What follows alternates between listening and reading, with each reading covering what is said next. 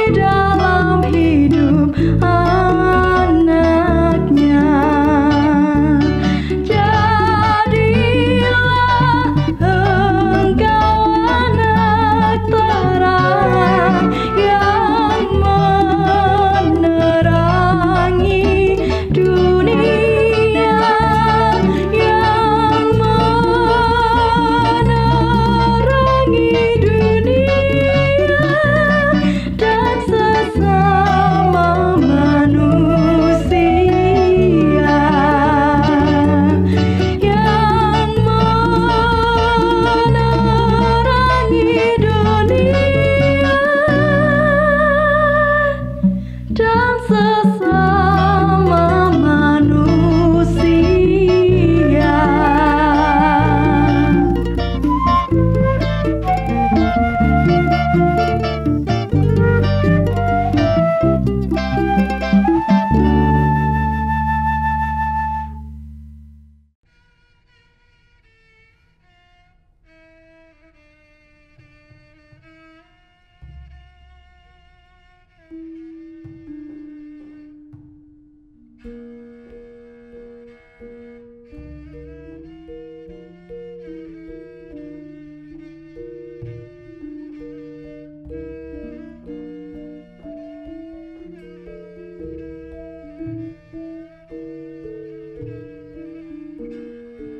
Perjalanan yang sangat panjang dan penuh lika-liku.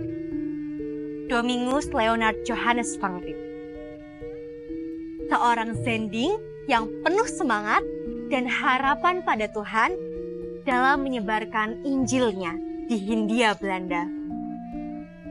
Waktu yang sangat lama, perjuangan yang cukup berat, dan bahkan peringatan yang cukup menggetarkan. Tetapi Tuhan selalu menyertai dalam setiap perjalanan dan kesesakan. Ya, setelah saya melalui perjalanan yang cukup panjang dan lama, akhirnya saya tiba untuk pertama kali di Batavia. Saya menginap di rumah saudara ipar saya dan diterima dengan hangat. Kami mengobrol dan juga berdiskusi terkait dengan beberapa hal. Namun saat saya mencoba menjelaskan terkait dengan tujuan saya datang ke sini, saya diberikan sebuah peringatan bahwa memang saya memiliki tugas yang cukup berat, ditambah dengan simpati dari masyarakat serta pemerintah yang ada di sini terkait dengan hal penginjilan cukup kurang. Dan tentunya saya harus disiapkan dengan sebuah bentuk ketidaksediaan, kegagalan, dan juga kesedihan. Saya tahu bahwa peringatan tersebut disampaikan dengan sebuah kejujuran, tapi saya yakin bahwa memang jika Tuhan yang mengutus, maka Tuhan juga yang akan menopang serta menguatkan. Banyak kemungkinan yang dapat terjadi, tetapi penyertaan Tuhan tak pernah berhenti. Zendling Tjelesma, melalui setiap proses Tuhan dalam perjalanannya, datang sebagai teman perjuangan. Saya tidak bisa membayangkan jika saat itu Tjelesma mungkin bersikeras dengan keinginannya untuk berangkat ke Surabaya. Mungkin saya tidak akan melalui perjalanan panjang ini dengan seorang teman seperjuangan. Mungkin saya harus sendiri menghadapi setiap perjalanan yang ada. Dan tentunya, mulai dari perjalanan menghadapi badai topan yang begitu kencang, kebatalan Tjelesma untuk langsung ke Surabaya, itu bukanlah semua rencana manusia. Tapi rencana Tuhan yang memang selalu indah bagi kami. Realisasi penyebaran Injil ternyata tidak semudah yang dibayangkan. Hindia Belanda yang saat itu berada dalam kekuasaan melibatkan proses yang sangat rumit dan panjang. Usaha, harapan, dan penantian menjadi kunci utama dalam perjalanan penyebaran Injil. Mencari izin untuk melaksanakannya. Permohonan saya jelas. Saya meminta izin untuk dapat mengabarkan Injil ke daerah Hindia Belanda. Dan saya cukup beruntung bisa bertemu langsung dengan Governor Jenderal. Saya menyampaikan tujuan serta maksud saya dan cukup diterima dengan baik waktu itu.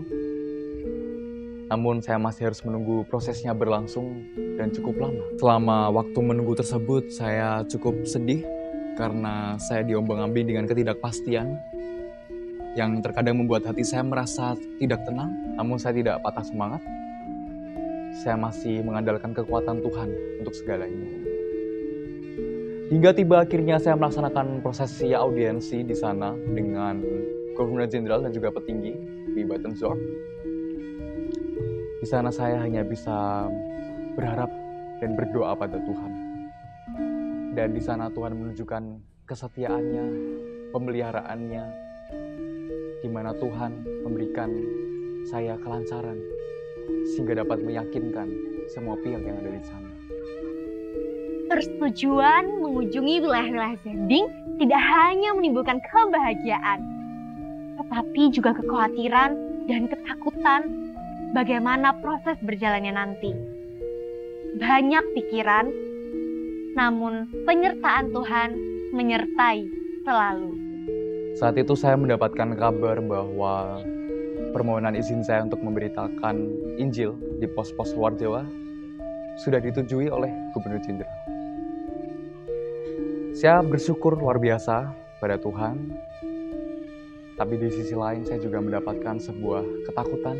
Saya membayangkan pergi ke daerah Ambon, Timur, serta Manado merupakan perjalanan yang cukup jauh dan juga cukup menyeramkan. Terdapat pertanyaan dalam hati saya. Bagaimana jika semangat saya harus pudar di tengah keberanian itu? Dan bagaimana jika keberanian saya harus direnggut oleh sebuah ketakutan? Namun Tuhan memiliki jalannya, dan pasti Tuhan akan memimpin dalam setiap perjalanan tersebut. Selalu menyertai. Itulah bentuk kasih Tuhan dalam setiap perjalanannya. Ini bukan lagi tentang perencanaan manusia, tapi rencana dan cerita Tuhan yang selalu terjadi. Saya beserta Jelesma ditawarkan oleh Van Rossum untuk mengunjungi jemaat di daerah Wiyung serta Sidokare. Di sana ada sesuatu yang menggetarkan hati kami berdua, bahwa jemaat di sana memiliki kehausan akan kebenaran di mata mereka. Dan dari sana pun kami belajar bahwa ternyata sebuah iman tidak memandang adanya perbedaan.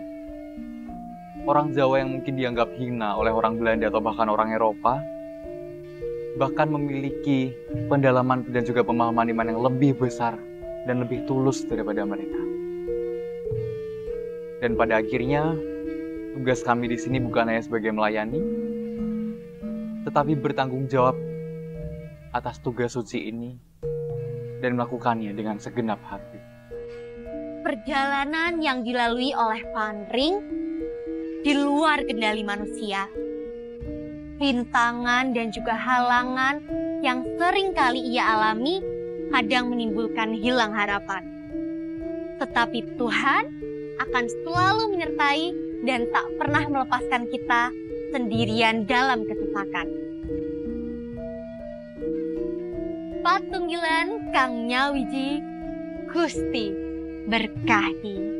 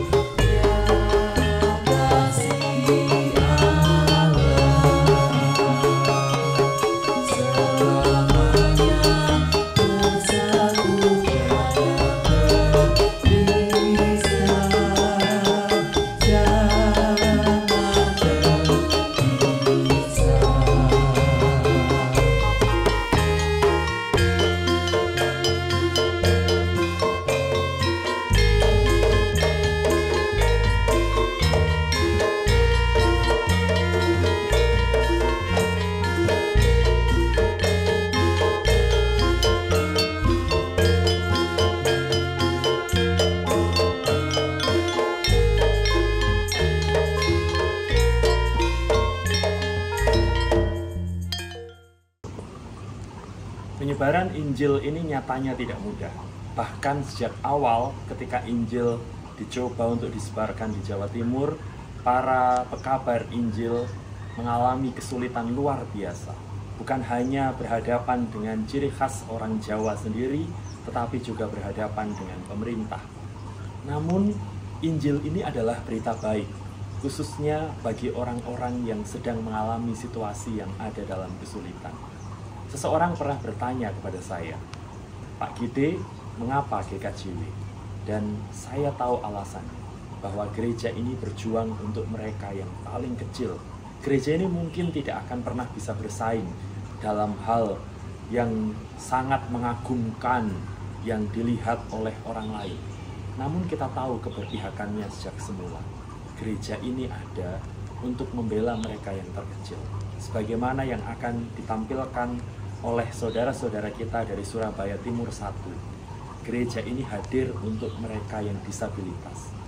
Begitu juga gereja ini hadir untuk para sepuh, sebagaimana ditampilkan oleh MD Malang 2. Gereja ini terus hadir di tengah segala macam kesulitan, supaya cerita kebaikan Kristus itu boleh dirasakan oleh setiap orang, mulai dari mereka yang paling menderita.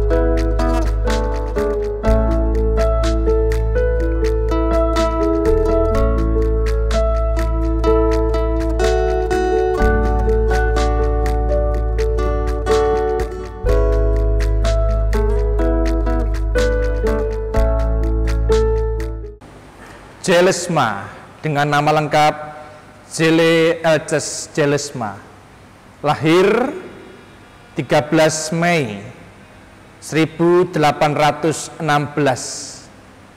lahir di Hitsum di dekat desa Venaker, Belanda. Ayahnya adalah seorang guru.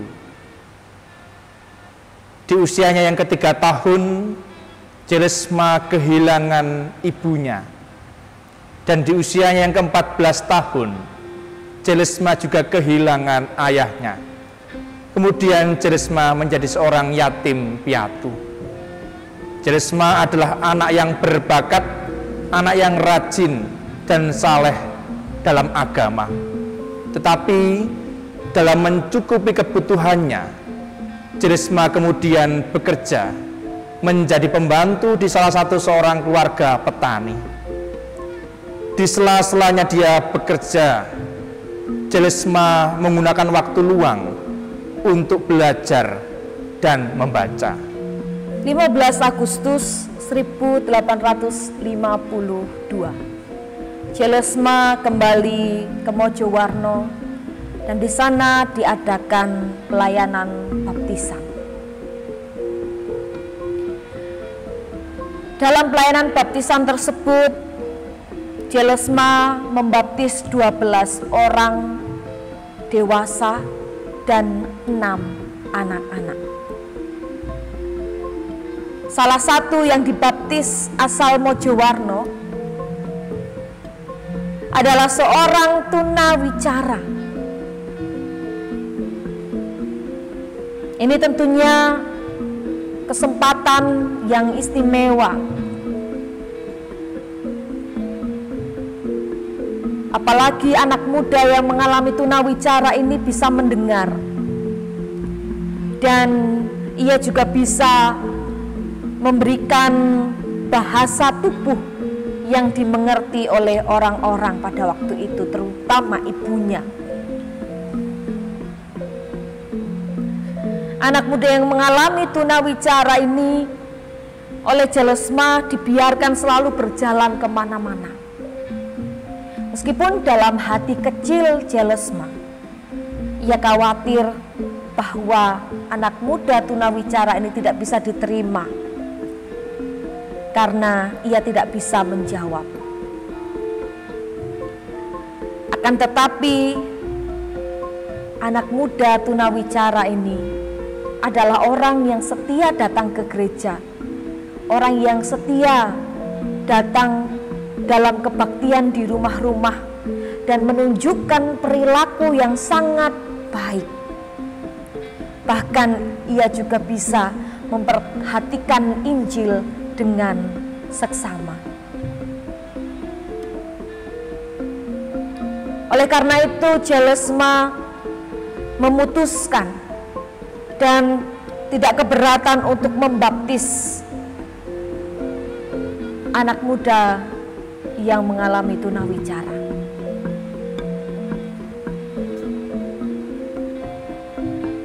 Dalam suasana baptisan itu sangat mengharukan karena anak muda yang mengalami tunawicara berusaha dengan keras menjawab pertanyaan dengan mengeluarkan kata atau suara "ya", sementara dari matanya memancarkan sukacita. Pada abad 19, orang-orang Belanda umumnya itu menganggap atau memberikan stigma bahwa orang Jawa itu adalah bangsa yang pemalas karena mereka merasa tidak pernah muncul sikap yang nyata dari orang-orang Jawa di pedalaman yang kinerjanya bisa ditunjukkan secara nyata. Oleh karena itu, Jelesma tidak setuju dengan anggapan yang ada. Kemudian ia menepis anggapan yang keliru itu dengan jalan memberikan laporan tentang kerja keras orang-orang Jawa yang dapat dibuktikan secara nyata. Berkaitan dengan kunjungan residen, maka pejabat pemerintah Mojokerto itu memerintahkan Wedono Mojo Agung agar memperbaiki jalan yang menuju ke Mojowarno. Bersamaan pada waktu itu, istri Jelesma ini hendak berangkat ke Surabaya, yang tentu ketika melalui jalan utama itu sangat sulit untuk dilakukan. Ketika itu, Jelesma juga sempat menjumpai Pak Lurah Mojowarno yang bernama Abisai Ditatruna, memberitahukan yang sebenarnya akan terjadi di Mojowarno. Lalu kemudian Pak Lurah tersebut menyampaikan kepada Jelesma, ada jalan yang biasa ditempuh, lebih dekat jaraknya dan juga lebih bagus ketika orang-orang mau membuka hutan lurus ke arah utara yang bisa dibuat jalan baru di sana. Mendengar usulan itu, kemudian Jelesma mengusulkan adanya kerja bakti yang melibatkan banyak orang, dari orang-orang tua sampai orang-orang yang muda di sana. Memang bukan hal yang mudah untuk mengajak orang-orang saat itu berbuat sesuatu yang baru. Tetapi ternyata setelah mendengar uraian dari Jelesma, orang-orang itu serentak mengatakan setuju dan kemudian mau bekerja sama, bekerja untuk mewujudkan jalan baru yang bisa ditempuh. Semua penduduk Mojowarno tua dan muda, juga para pamulang Pasamuan dan para murid Jelesma bergotong royong ikut bekerja, dan sementara Jelesma sendiri juga tinggal selama 3 hari di hutan. Pekerjaan itu dilakukan selama 5 hari dan itu sangat luar biasa dikerjakan dengan baik. Adanya rencana kedatangan atau kunjungan residen mendorong orang untuk memperbaiki jalan itu sehingga bisa lancar untuk jalan orang berkuda.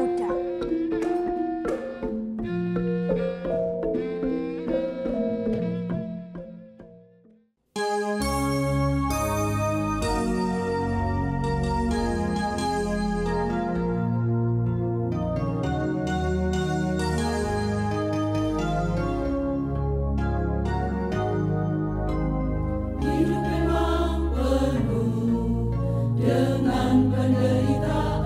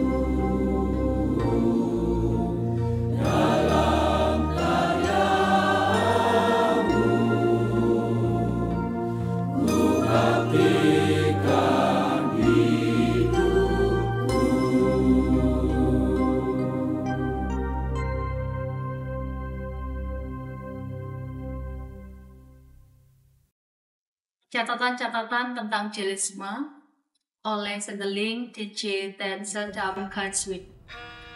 Akankah kami putus asa? Tidak. Iman adalah prinsip hidup Jelesma. Iman kepada Yesus Kristus yang mati menebus dosa manusia dan yang hidup dan duduk di sebelah kanan Allah menjadikan ia tidak goyah. Hidup yang teguh dalam iman menjadi teladan yang menggairahkan. Imannya kepada Kristus membuat dia tidak memberitakan apapun selain Kristus sebagai juru selamat dunia.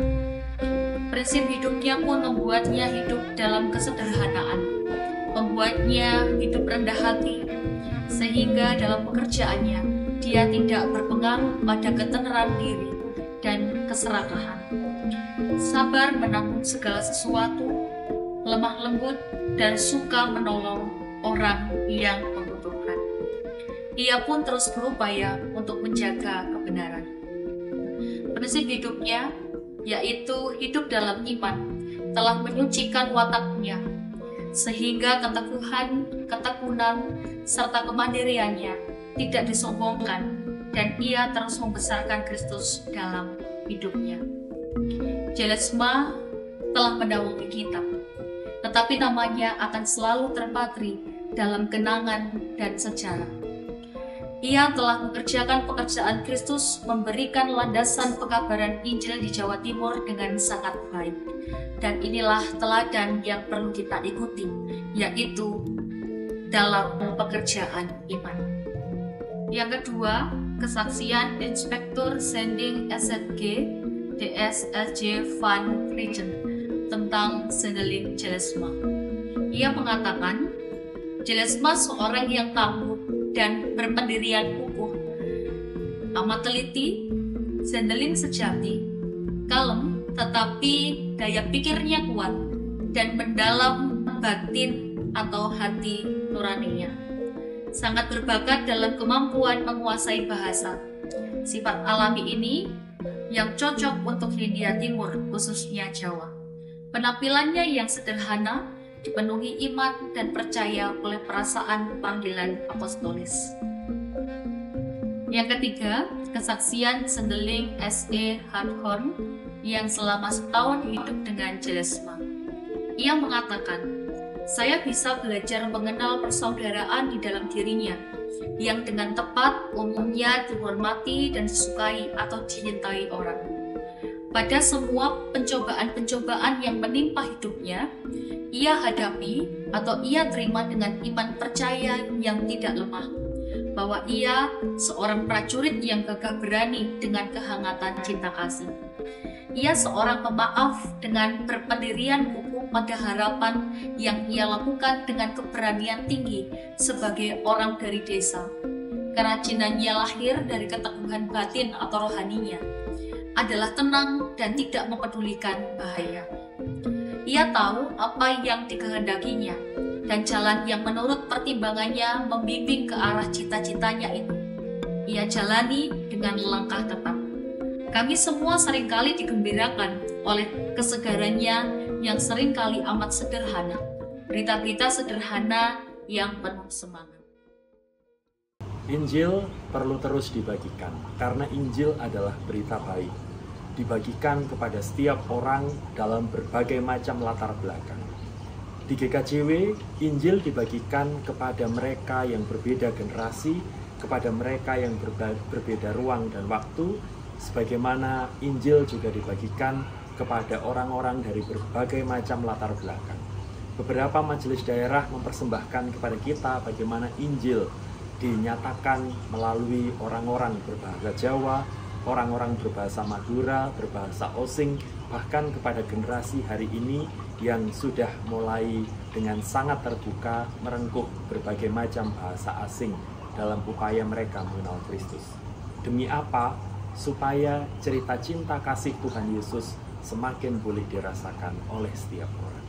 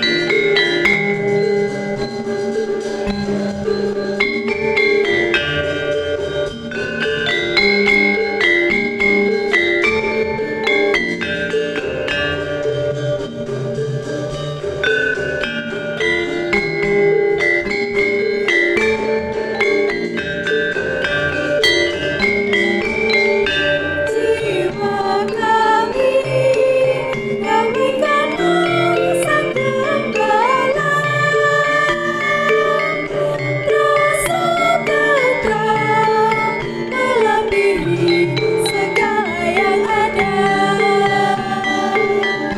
Walau jalan dalam tempuh kegelapan,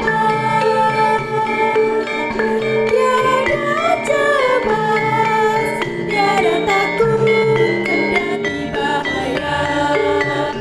Haleluya, haleluya, dapat hidup damai sejahtera.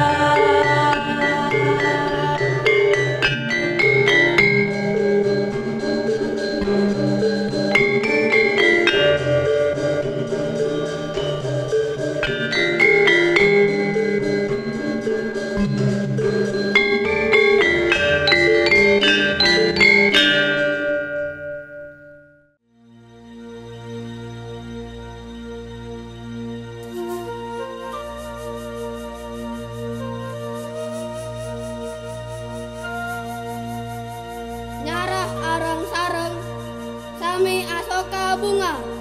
Ayo! Sami soka bunga, jauh sakit, ate bensok mana. Sami soka bunga, jauh sakit, ate bensok mana.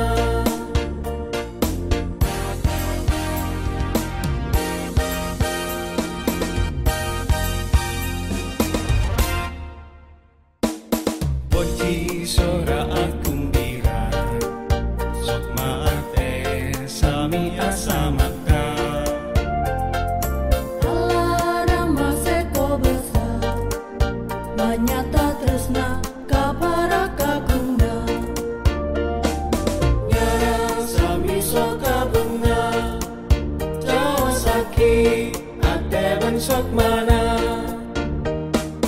Nyara sami soka bunga, jauh sakit, ate bensok mana.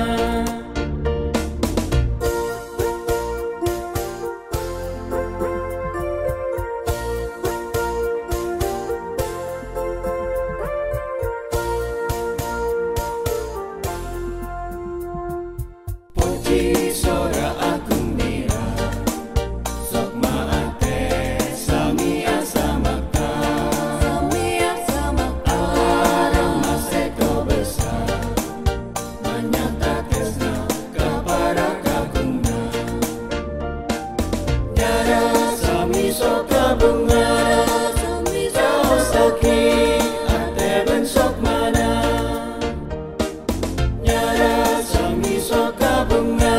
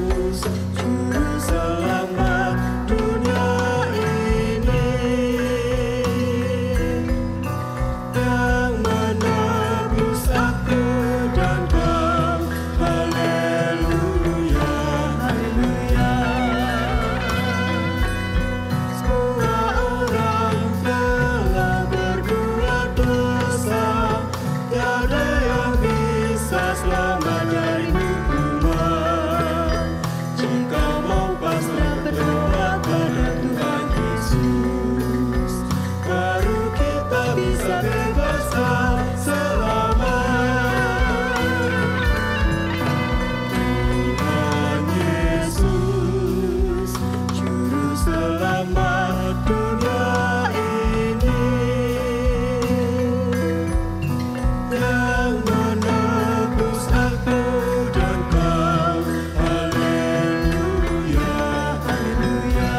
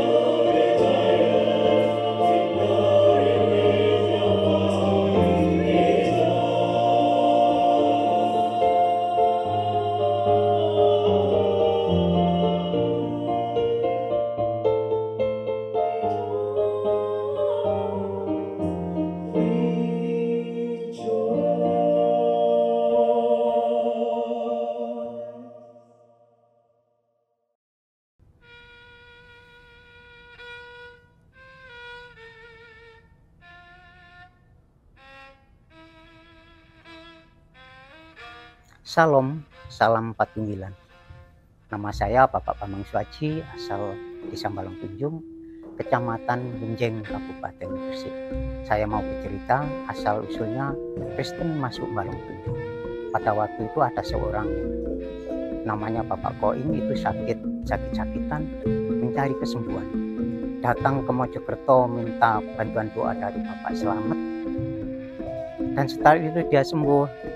Dia di Balong Tunjung ditanya salah satu keluarganya itu Bapak Warjo, kamu kok bisa sembuh sekarang? Setelah itu Bapak Warjo diajak Bapak Koing ke Mojokerto, dan setelah itu Bapak Selamat itu diajak ke Balong Tunjung, datang ke rumahnya Bapak Sirin, dan Bapak Sirin itu mengajak untuk bisa masuk Kristen. Akhirnya dengan berjalannya waktu banyak sekali orang-orang Balong Tunjung mengikuti masuk Kristen, dan diadakan ibadah dari rumah ke rumah. Setelah itu tahun 61 sampai tahun 65 itu ada huru hara, karena ibadah di rumah Bapak Sirin siang hari, malam harinya Bapak Sirin itu ada huru hara.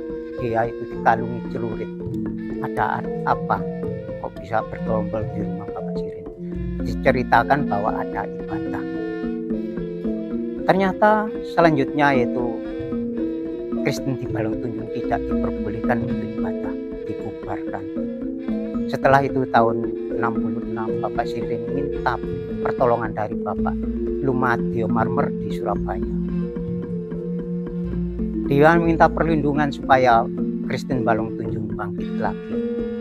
Setelah itu tahun 67 semua orang banyak sekali yaitu dibaptis, masih dilayani oleh dari Mojokerto. Sedangkan pelayanan dari Mojokerto itu jalannya masih berlumpur pakai sepeda ontel.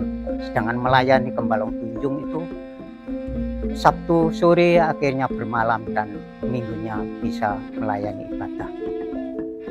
Oleh karena Balong Tunjung itu wilayah Gresik, maka Mojokerto menyerahkan supaya Balong Tunjung dilayani dari Gresik. Setelah tahun 71 itu pendetanya itu Bapak Andi Karada, dan dilanjutkan Bapak Suprapto. Pada waktu itu masih belum punya gereja dan dikasih tempat yaitu oleh Bapak Surodarmo sebidang tanah untuk didirikan gereja, yaitu dari kayu, dindingnya masih anyaman bambu.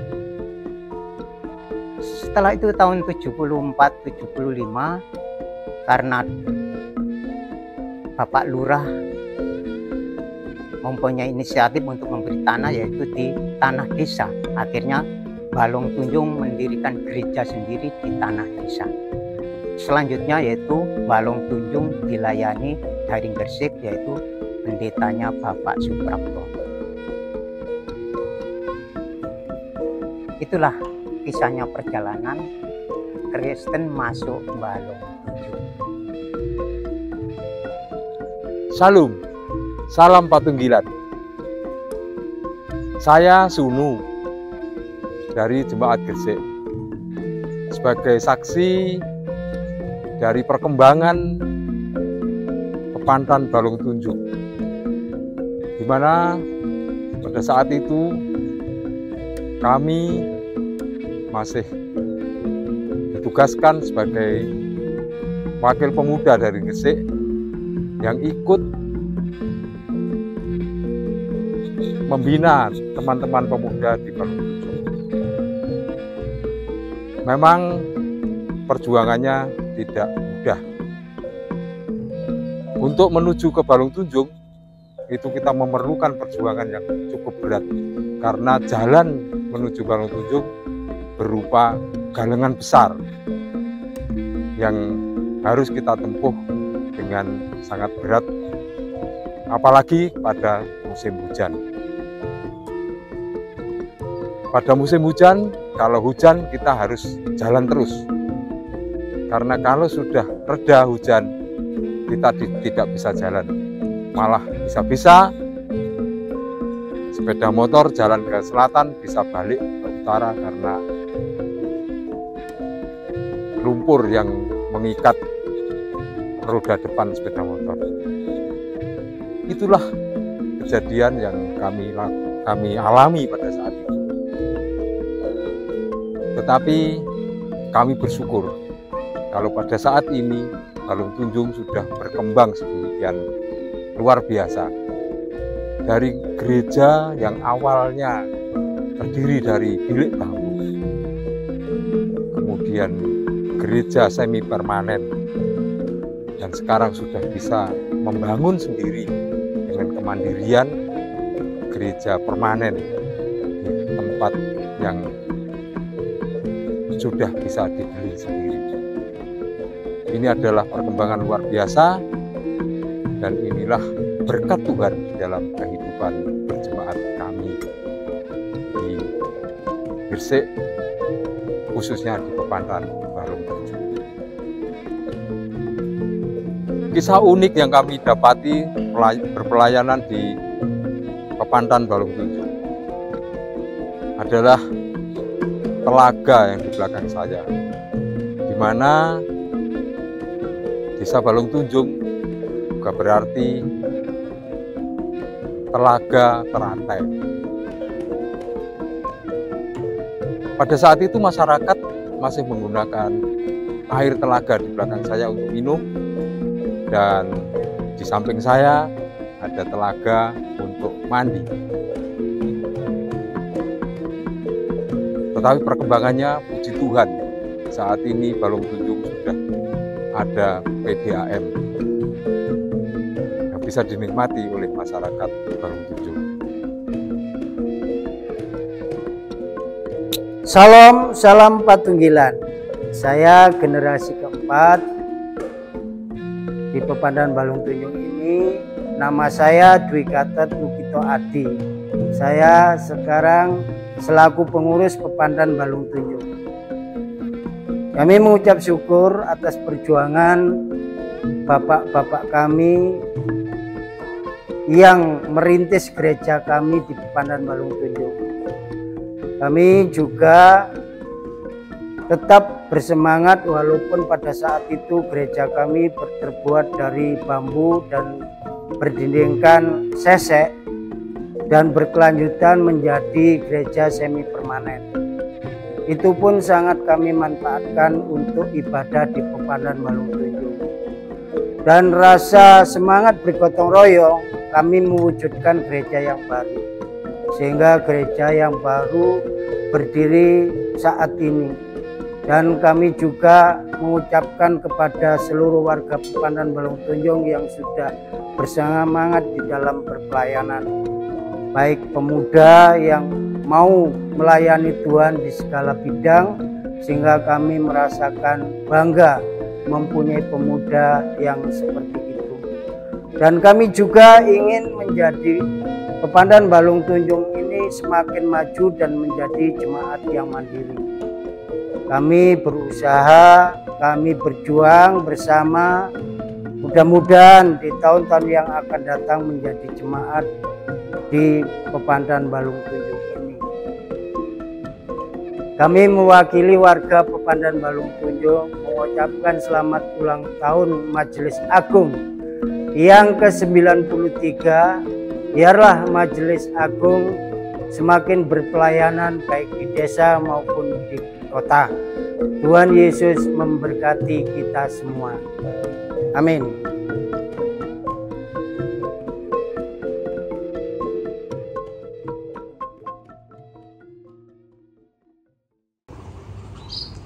Dan demikianlah perayaan kita, merayakan GKJW artinya merayakan Tuhan yang menemani perjalanan kita. Semoga dalam perjalanan waktu ini kita terus setia, dan semangat yang dihadirkan oleh rekan-rekan dari seluruh majelis daerah ini juga menyemangati kita untuk terus menjaga Patunggilan Kang Nyawiji dan gereja sebagai gereja gerakan warga. Mari bersama-sama merayakan GKJW, mari bersama-sama merayakan Tuhan dalam sepanjang hidup kita. Salam Patunggilan.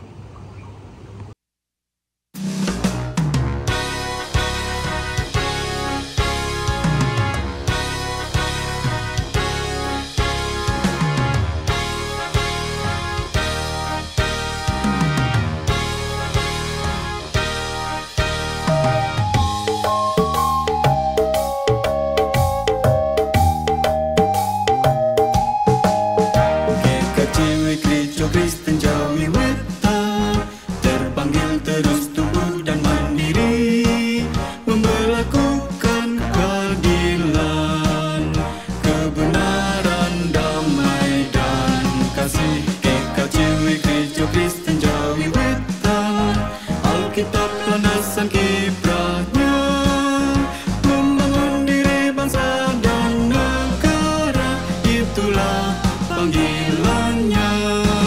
Dengan moto Patunggilan Kang Nyawiji, menggalang persatuan dan kesatuan, bahu-membahu di dalam pelayanan, demi kasih dan karya Allah yang nyata. GKJW Gereja Kristen Jawi Wetan terpanggil terus tumbuh dan mandiri, melakukan keadilan, kebenaran, Kristen Jawi Wetan, Alkitab landasan kiprahnya, membangun diri bangsa dan negara, itulah panggilannya. Dengan moto Patunggilan Kang Nyawiji, menggalang persatuan dan kesatuan, bahu-membahu di dalam pelayanan, demi kasih dan karya Allah yang nyata.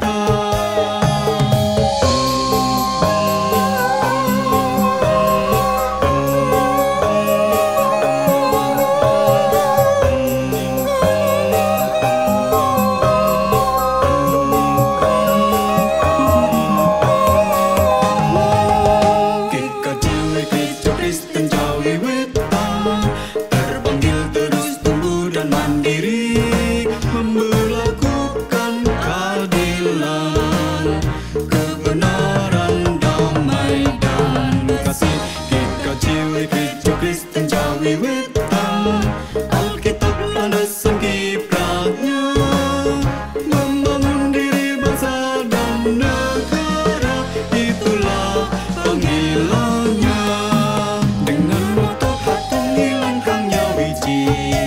Menggalang persatuan dan kesatuan, bahu-membahu di dalam pelayanan, demi kasih dan